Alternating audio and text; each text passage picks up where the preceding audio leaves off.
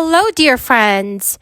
Happy day to all of you. Senator Joe Manchin has just unveiled a brand new bill. Democrats and Republicans are now negotiating on what should be included in the finalized version of this legislation. Many lawmakers are continuing to push for $2,000 checks for all low-income households. Friends, please make sure that you watch until the end of this video for all the new details. To say thank you for joining me here every day and watching all the videos I post, I'm giving away 4 $75 Walmart gift cards every week. The more videos that you watch and then leave a comment on, the greater your chances of winning these giveaways. Over the past week, Americans were hit once again with a grave inflation report. Worse, the American people got more evidence of just how out of touch the White House and congressional Democrats are to the damage inflation is doing to families across the country. We were all hoping President Biden's crushing inflation might show signs of easing and give folks a chance to catch their breath after months and months of watching their paychecks shrink. That is not what happened at all. Inflation is up 8.3% from a year ago, a disastrous number. We are feeling the inflation in every aspect of our lives, from paying utility bills to gassing up cars to rent and insurance, and especially to the basics like food. Grocery prices are up 13.5% from this time last year, which is a crushing blow to most Americans who visit their local store once a week, like I do. Milk is up 17%, bread and chicken are up 16%, eggs are up an outrageous 40%, and the list goes on and on.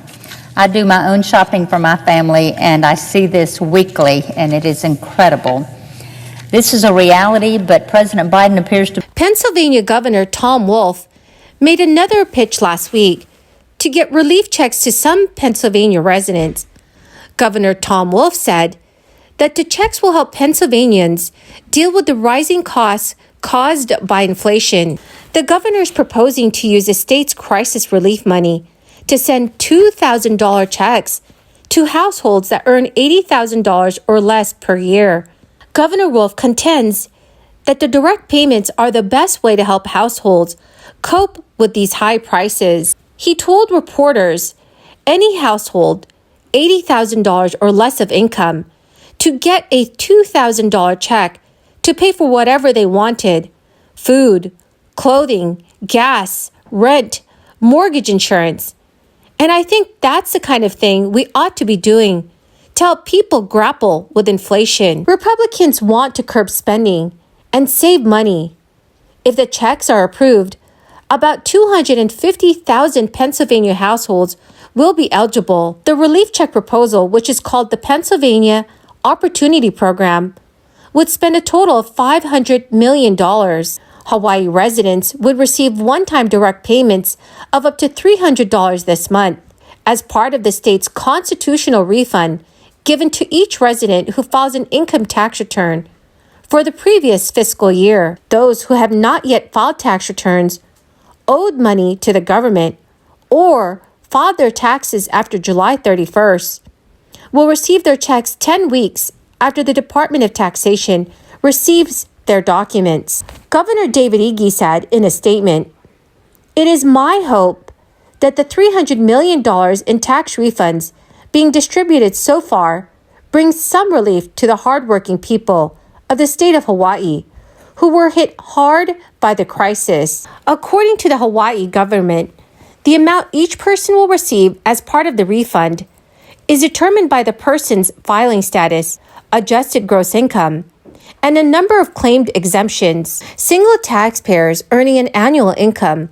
of under $100,000 will receive one-time payments of $300, with single taxpayers with a higher gross income receiving $100. In addition to the stimulus checks, residents of Hawaii can also look forward to the state's minimum wage being raised for the first time since 2018. The bill approved by Governor Ige raises the minimum wage from $10.10 per hour to $12 per hour starting October 1st. Friends, the key word for this video is Jasper National Park. If you would like to enter tomorrow's Walmart gift card giveaway, please click and like several of my videos and then comment below this keyword, which is Jasper National Park, and additional keywords of any video of mine that you watch. And do make sure, friends, that you are subscribed to my channel. Also today, U.S. Senator Joe Manchin released an energy permitting bill to speed up fossil fuel and clean energy projects. The bill is expected to be attached to a measure to temporarily fund the government that Congress must pass before October 1st. The legislation would require the federal government to issue permits for United States Energy Company to take natural gas between West Virginia, which is Senator Manchin's home state, and Virginia.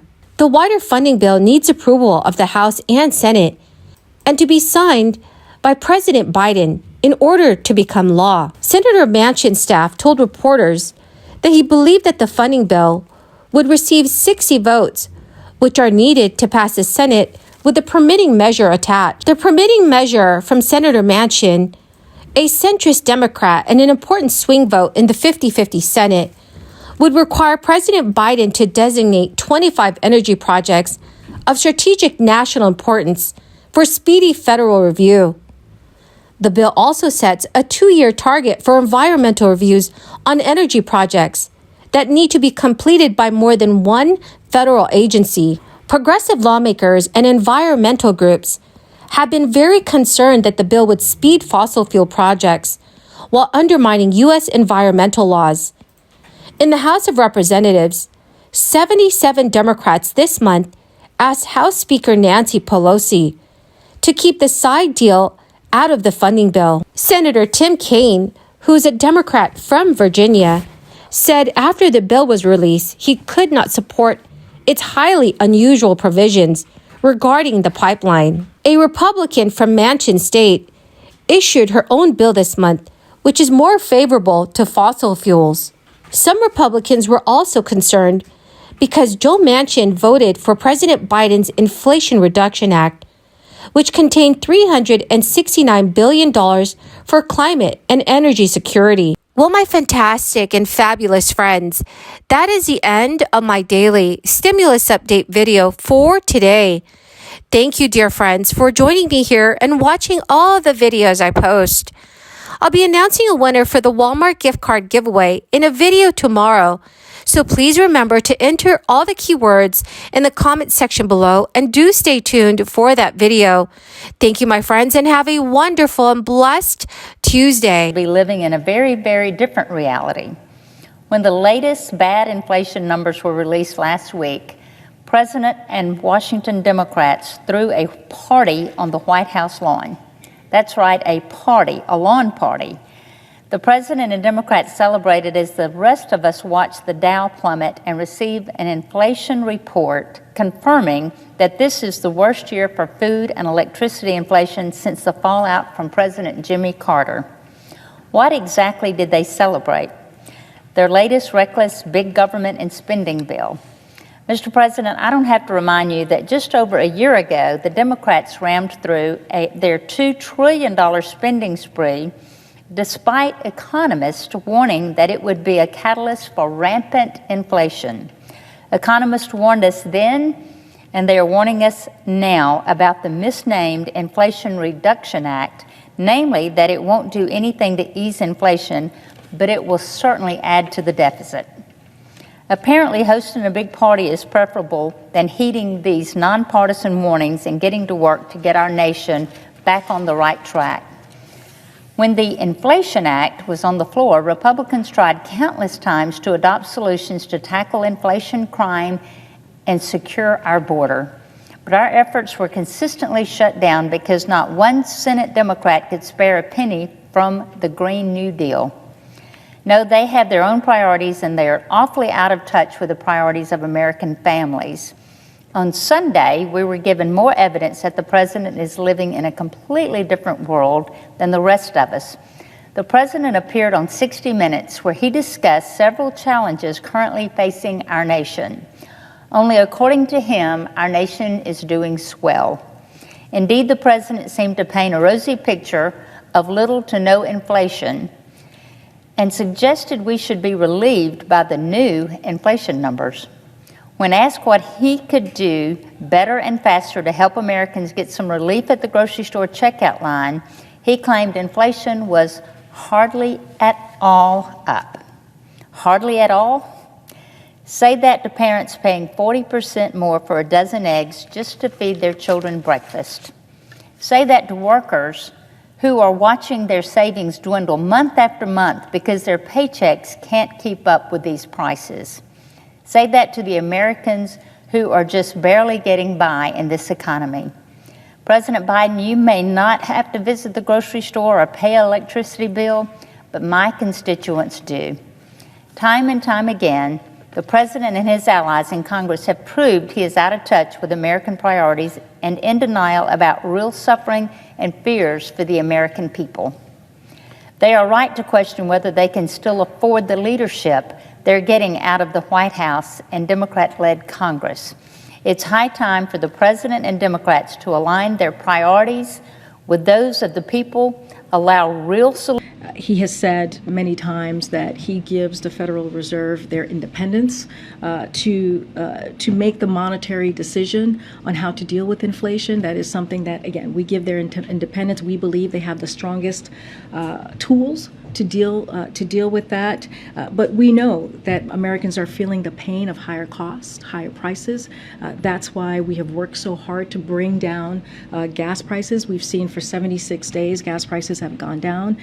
It is the fastest decline, as you've heard us say, than in over a decade.